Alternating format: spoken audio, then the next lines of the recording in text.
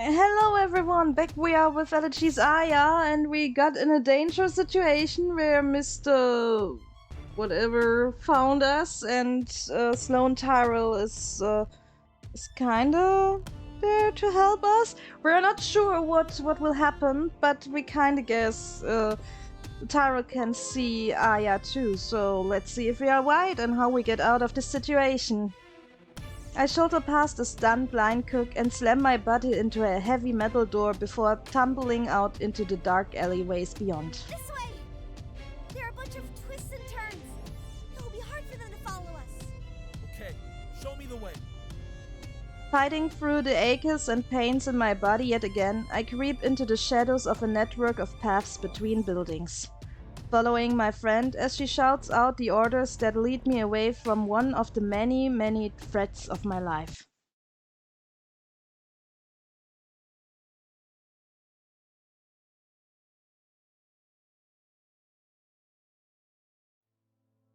Aya's direction eventually lead me sweating and gasping for air to the side entrance of the local library.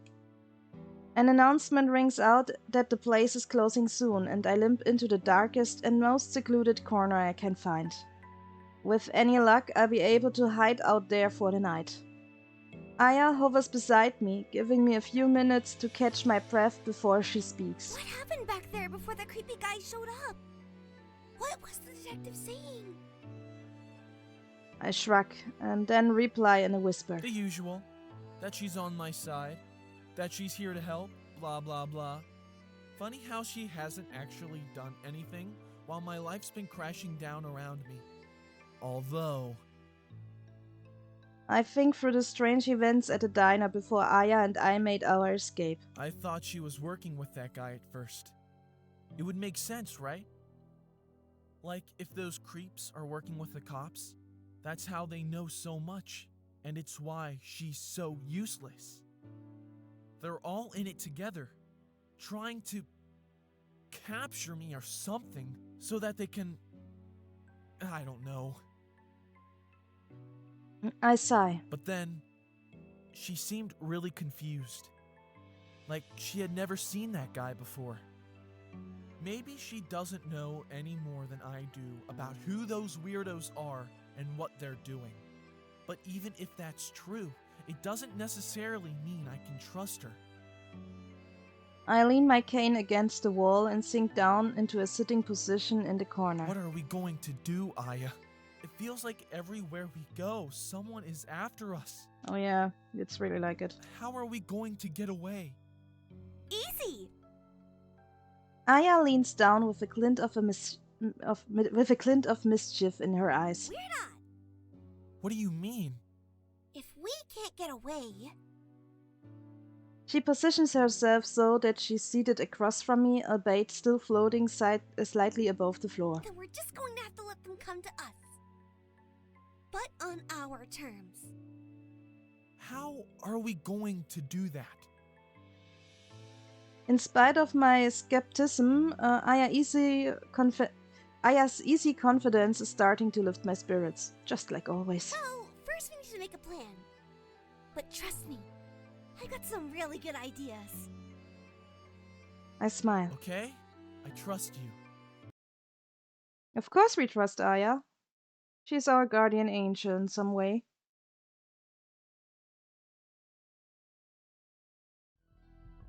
On another late night in the city, I lean against the brick wall of an empty storefront, trying to look as casual as possible. It's been a few days since Aya and I cooked up our plan in between the shelves of the darkened library. Since then, we've been getting used to live on the run. We've found a few places where I can risk sleeping for a few hours as long as we keep moving and never stay in the same spot for too long. And with an invisible ghost friend to scout locations and keep watch for potential distractions, it turns out it's not too hard to help myself to the occasional necessities from the shelves of department stores. I don't feel great about shoplifting, but I've used up what little cash I had already. So the only other option is using my debit card, which would bring Tyra and the rest of the cops down on our location in a heartbeat. And even if she really has been trying to help me, she hasn't been doing a great job of it. No. This is something Aya and I need to handle on our own. Zach! Shady guy! 3 o'clock! Which one? I murmur my answer in case any passerbys happen to overhear. With what seems like an organized criminal gang on our backs, we can't be too careful. I think that's the taller one we first met in my old neighborhood. Mr. Kid, Okay. Is he coming this way? looks like it. Stand by for the signal. Got it. These guys have been tailing me constantly ever since we made our escape at the diner the other night. We're not totally sure how they managed to track me, so well, maybe they've got some kind of hacker on their team who can access security cameras around town. But unluckily for them, I have a secret weapon of my own. Ultimate Sentry Aya. She's been really honing her lookout skills. Wherever we go, she's checking the perimeter and keep watch for anything out of the ordinary. Through a combination of her warnings and my developing ability to inconspicuously blend in with the crowd, we've been able to keep them on their toes and avoid getting caught by them so far. You'd think they might have tried to make themselves less obvious by dressing more like normal people or something, but who knows?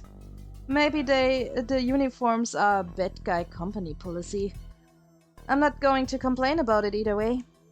It makes them easy to spot, and we've gotten used to some of their routines. Mr. Kid, the creepy bald guy, and the other various cronies. Tonight we are finally confident enough to turn the tables on those freaks and start taking things into our own hands. Caca! That was the signal. Why did we need a signal when she could have said absolutely anything and no one else would have heard her? Simple? It sounds cool. Kids!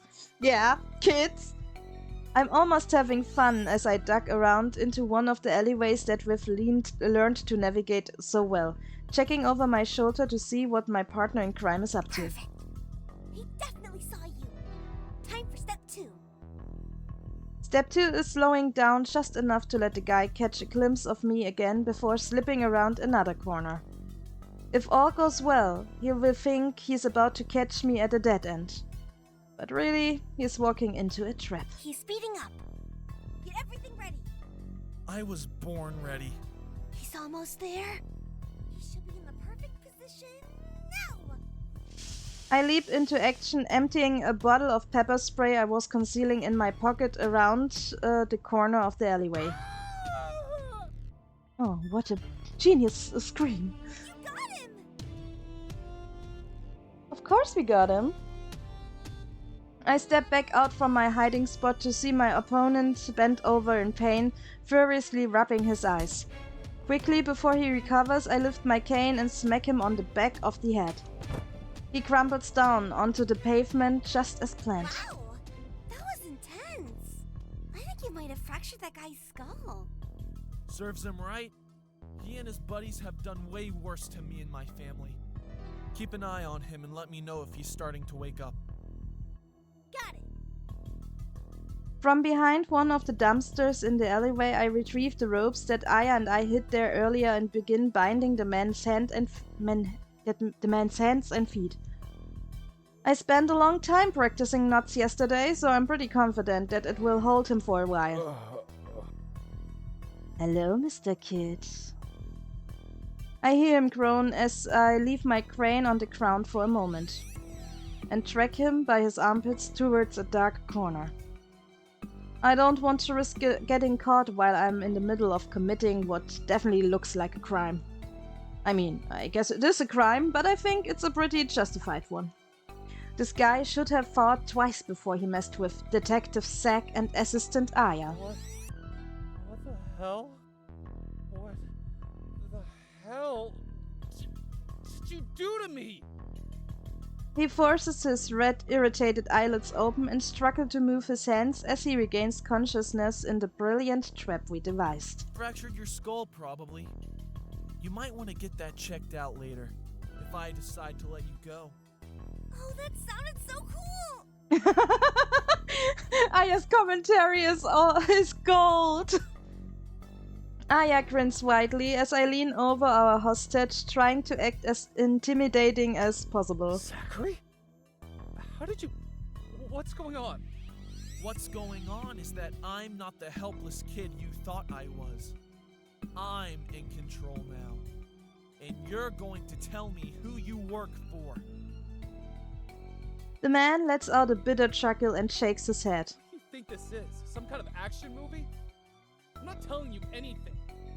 In fact, you'd better get out of here before my colleagues show up and fracture your skull. And the rest of your body. Nice try, tough guy, but we've figured out how your little operation works. And we know you creeps take it in shifts. There's no one else around right now. We've checked, so start talking. We? Who do you work for? I asked you first. This is getting a little silly. I consider hitting him again to impress the seriousness of the situation, but I feel a lot less gung-ho about being violent towards someone who's already tied up and at my mercy. Even if he's a terrible person. Watching him splutter in confusion like this, he seems a lot less scary than he normally does. He's actually kind of pathetic. Alright, look, whatever. I don't get paid enough to put up with being interrogated by a teenager. But I can't just tell you who I work for. Uh-huh. That's not really how this business goes. My partner and I, we don't ask questions. Some intermediary tells us who to keep an eye on and where the money goes. That's it. You mean you guys just get paid to be creepy stalkers? We're not stalkers. We're professionals. Professionals what? Professional stalkers? Thank you, Zach. We think of ourselves more like security. Oh yeah? I don't feel secure with you. For who? I don't know. I just told you. I don't want to know. It's safer to do this kind of thing if everyone keeps their names to themselves. What about... You said there's an intermediary you get your orders from. Do you know his name? No, I don't know anyone's name. Hell, you think my real name is Mr. Kid? I got that from an old movie. All we get are burner phones to contact each other and the addresses of a few dusty old apartments to hide out in. Like the one you saw. They're probably rented out under fake names too. There's nothing that would give the others away. If there was, I probably wouldn't even be here right now. What do you mean? The man's eye go wide for a moment, and his next response is lacking in his typical bravado. I mean, you know, things happen. Sometimes people aren't careful and get caught. Probably someone would have given me up by now if they knew anything about me. But they don't, which is good. It's exactly how things are supposed to be. You can't form attachments in this business. For a moment, the expression in the man's eyes looks a little bit wistful and sad. Zach, do you think maybe someone else in this gang did get caught recently? Aya gasped. Oh! That detective must have arrested this guy's partner after we ran out of the diner. That would make sense, right? That's what he's thinking about. I give a subtle nod in Aya's direction. She could be right. In which case, that would probably mean Tyrell really isn't working with these guys after all. But it still doesn't mean she's really on our side either. For now, I'd better focus on getting whatever information I can out of the man in front of me. You said there were more apartments. Like ones I saw? Mr. Kid says. Yeah, I guess I did say that, huh? Look, if I give you an address, will you let me go? No. That's all I have to tell you. Honest. Let me think about it.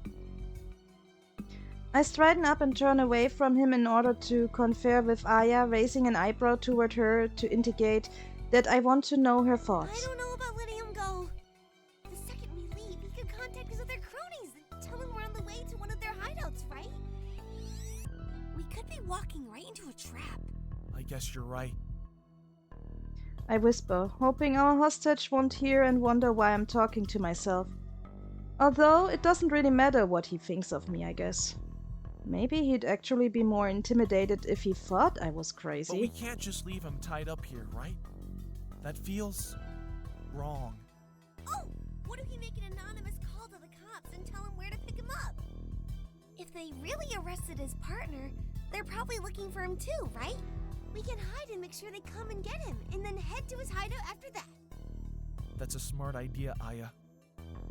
She beams. That's why I'm the ultimate detective's assistant. You sure are.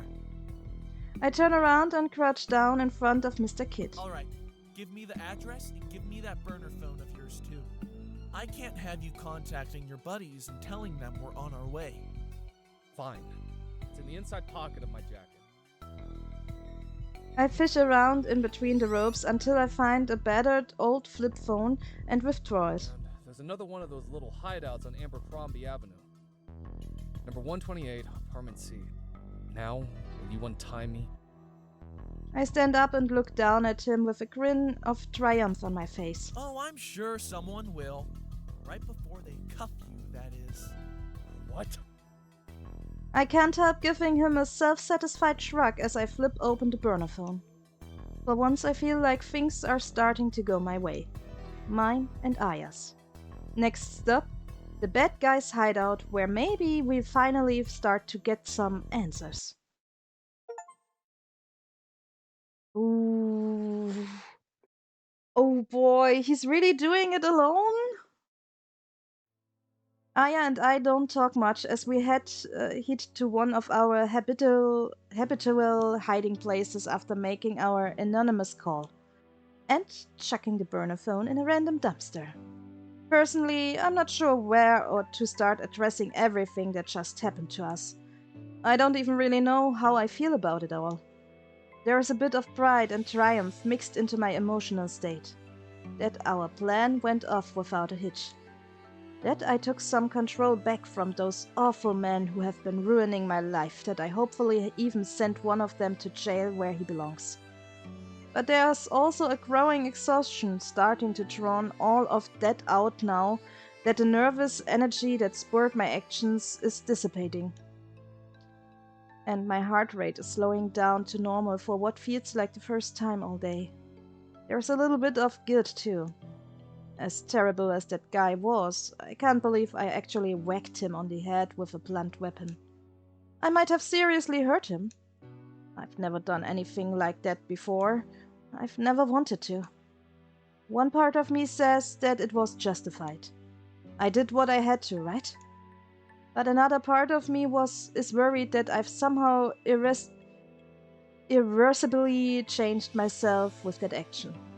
Either that, or I've revealed something that's always been there underneath. Am I a violent person? Did I want to hurt that man? At the time, I felt so confident about it, so cool. Do I like hurting people? That's not the kind of person I want to be. And alongside all of that, there are still so many questions and concerns about the future that haunt the back of my mind every minute we spend on the run. I barely know how to cope with it all myself, let alone how to talk about it with Aya. So I'm glad she doesn't try to start a conversation about it either. Maybe she's working through some of the same thoughts on her own. And we don't even need words anymore to coordinate sneaking into one of the isolated corners of the public library where we can stay quiet past closing time and spend the night. We know the staff's routines, just like we knew the routines of adversary would take to follow us, so it's not hard to avoid being seen. Especially not when a certain nicer older woman who gave me a conspiratorial wink once is on shift.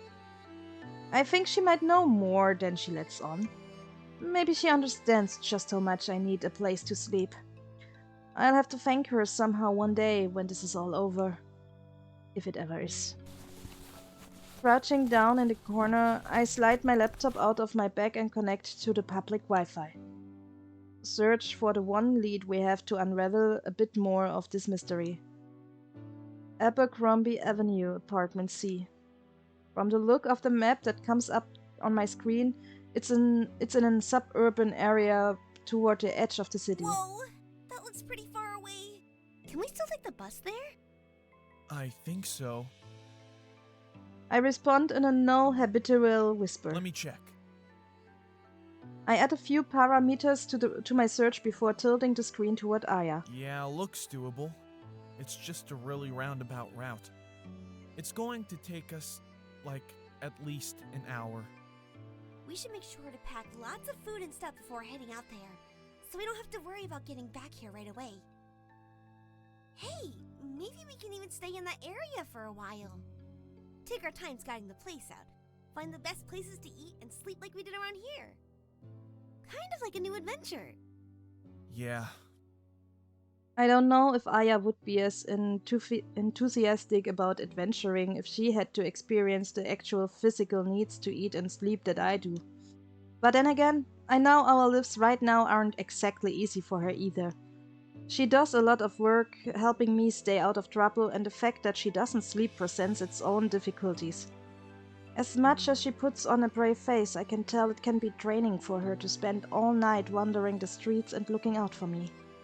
With no one else to talk to and no idea where the next day might lead us.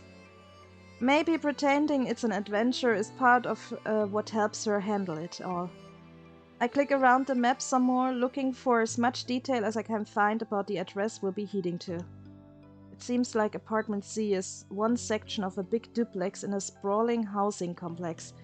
One of those places where everything looks the same, and there's nothing to do except hang out at the park or something without a way to get further into town.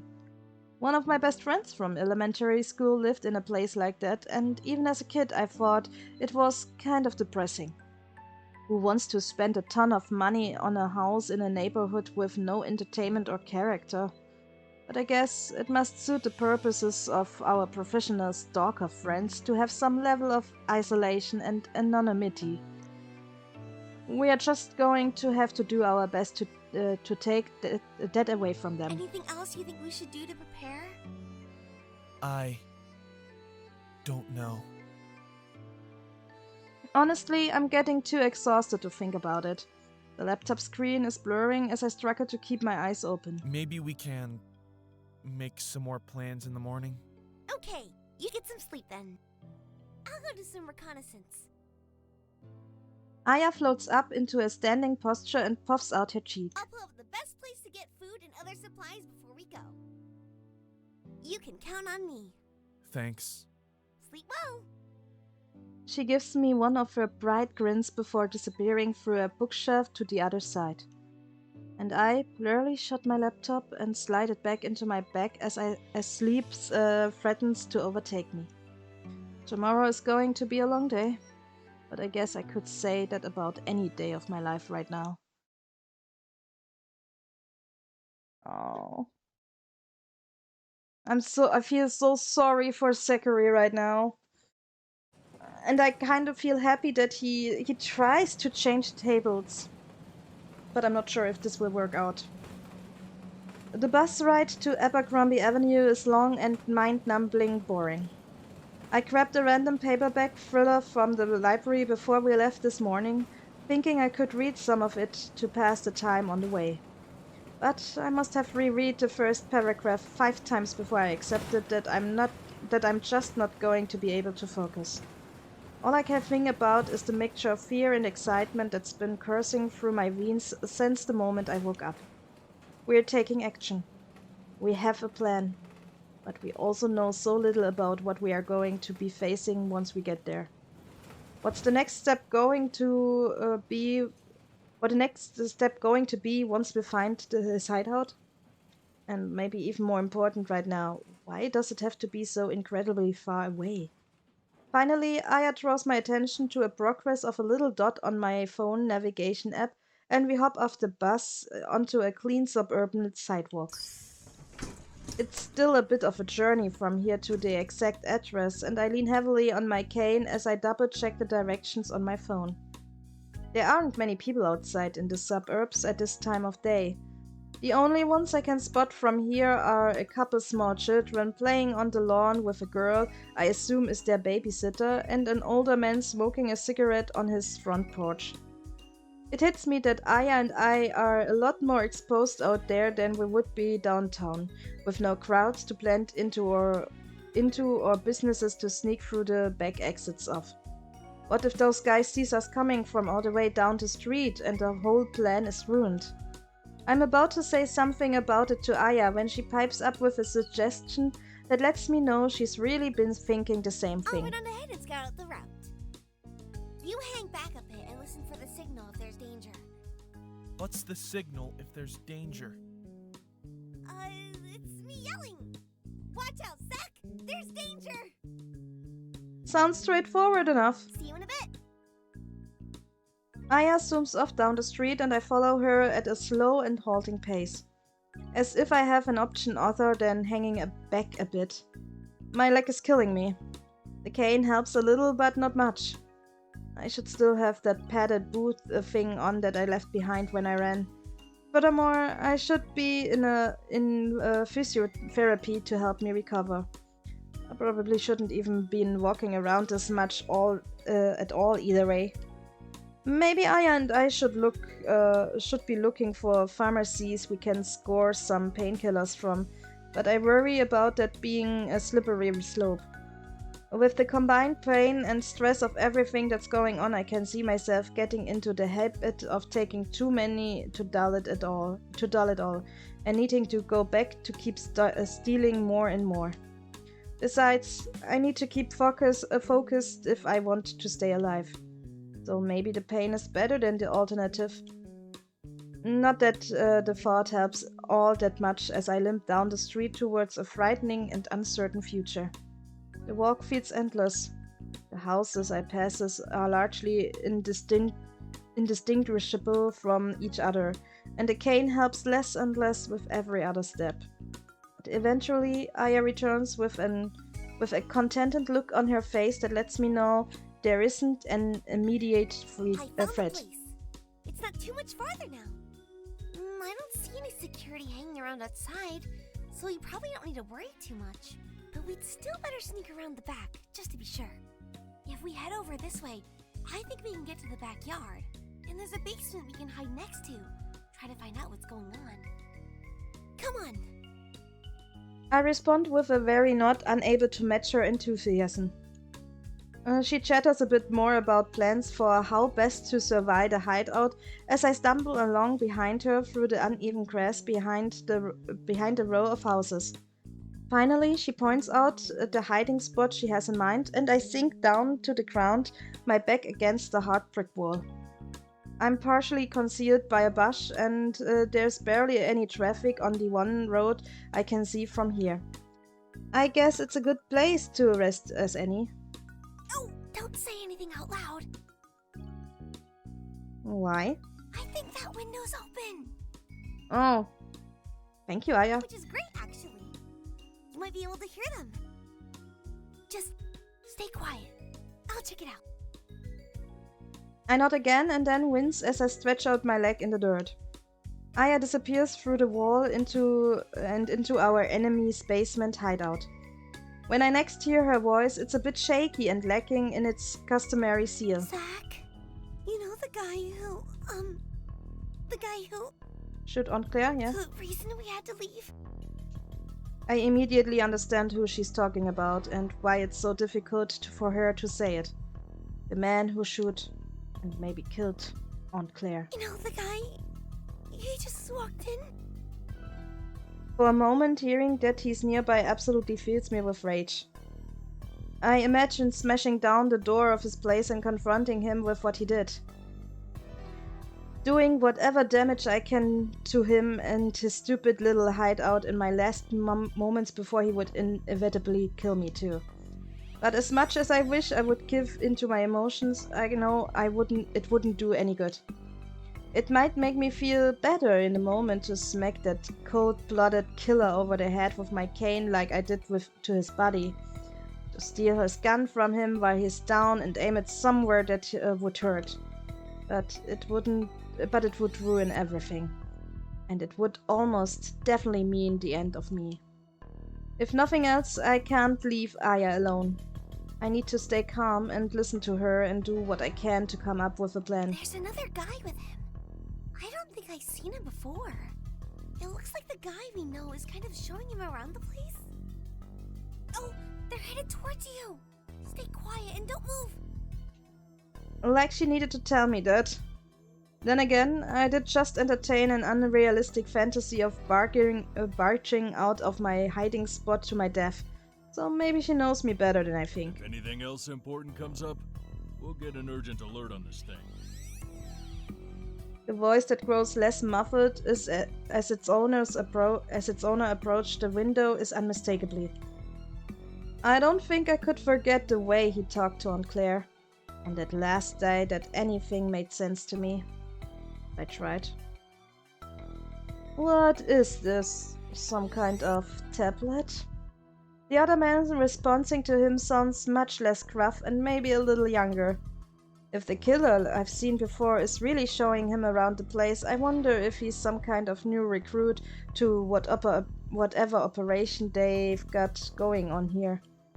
Maybe they had to bring him in to replace Mr. Wind or Mr. Kidd, now that they are both presumably behind bars. Something about that thought strikes me as really funny, and I hastily cover my mouth to avoid giving myself away. Like, how do you go about hiring some new guy to an entry-level organized crime position? Advertise on LinkedIn? Does the guy in charge here work in some kind of managerial role for Murder Incorporated? Yeah, it's set up with all kinds of encrypted software. Supposedly untraceable. It's the only way we ever get direct communication from our client. So what happens if a message pops up on it? Am I going to need some kind of password to unlock it? Now that part's a little complicated. It changes every day, so what you're gonna need is... hang on. Mr. Manager is interrupted by the tiny sound of a cell phone ringtone. And with that, my dearest viewers, we are going to stop this episode here. I know, bad cliffhanger, I'm sorry about it, but if you want to know how we go on, let a follow here on this channel, like and subscribe, how people would say, and we see each other next time when we get behind this murder organization. Until then, bye bye!